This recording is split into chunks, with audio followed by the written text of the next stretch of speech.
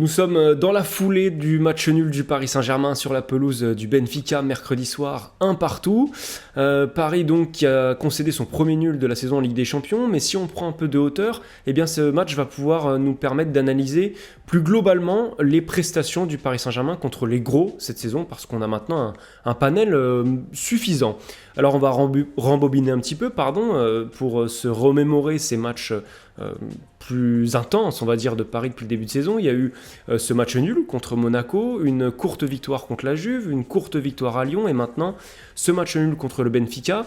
Ce qu'il en ressort, c'est quand même que Paris n'a jamais eu de grosses marges lors de ces rencontres très importantes face à des oppositions plus relevées. Lyon a eu énormément d'occasions, ou du moins quelques-unes assez franches pour égaliser. Monaco avait obtenu un match nul plus que mérité et Paris n'avait égalisé que sur penalty. La Juve a eu les billes pour égaliser dans un match que Paris semblait d'abord complètement maîtrisé, mais qu'il a lâché un petit peu au retour des vestiaires. Et puis Benfica aurait pu gagner cette rencontre en fin de match, aurait pu ouvrir le score plus tôt dans la rencontre. Et ce qu'on a vu donc sur la pelouse du club portugais, c'est que Paris, quand il est pressé par un adversaire très intense, qui pour le coup était porté par tout un stade aussi, il faut le mentionner, eh bien peut rapidement montrer des signes de fébrilité. On a vu un Ramos pas serein du tout à la relance notamment, avec par exemple une passe complètement ratée en retrait qui a fini en corner. On a vu Danilo marquer contre son camp, même s'il a par ailleurs été plutôt intéressant. Donc ça, c'est des signes qui se répètent quand même dans ces matchs à haute intensité et qu'il faudra gommer. Par contre, il y a des choses relativement intéressantes et je trouve que ce match contre Benfica a fait ressortir pas mal de points positifs quand même dans le comportement parisien. Par exemple dans la qualité technique. Il y a eu certes cette entame très compliquée, par contre il y a eu à un moment des phases de possession assez impressionnantes, dont une qui a duré plusieurs minutes, qui était absolument magistrale.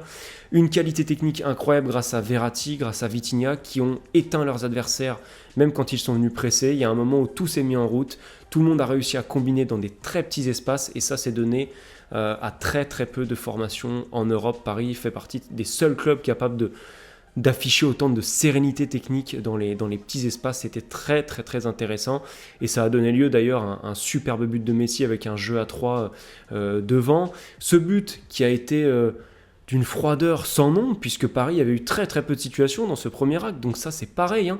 On a envie de le revoir par la suite. C'est cette froideur parisienne qui a tant manqué par le passé dans les matchs importants en Ligue des Champions, du moins qui a fait défaut à quelques reprises. Il aurait fallu par contre l'appliquer à l'intégralité de la rencontre, puisque en deuxième mi-temps il y a eu plus d'occasions, beaucoup moins d'efficacité. Donc ça on a aimé. Ce qu'on a aimé aussi comme enseignement face à ces grosses équipes, c'est cette fois la grosse prestation de Gianluigi Donnarumma qui fait un nombre d'arrêts incalculable en début de match, en fin de match, quand Paris allait bien, quand Paris allait mal. Donc ça on a très envie de le retenir, on a très envie de le revoir aussi.